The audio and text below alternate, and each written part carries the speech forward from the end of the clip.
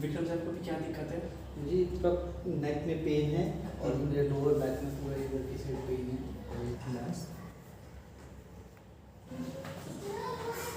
ठीक है, मरीज जो है इस साइड से अप है, ऐसे है, ठीक है। उनका राइट साइड ऊपर है, लेफ्ट साइड डाउन है। ऊपर करते हैं।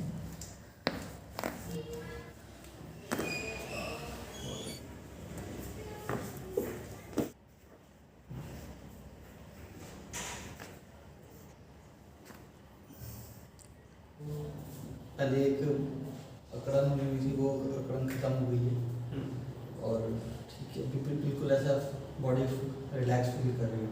ठीक, मतलब आज का फर्स्ट सेशन है, उसकी मतलब काफ़ी आपको फ्री महसूस हो रहा है। ये जो नेक में पूरा ऐसा अभी हुआ था कि जकड़न हुई थी, वो बहुत रिलीज हो गया।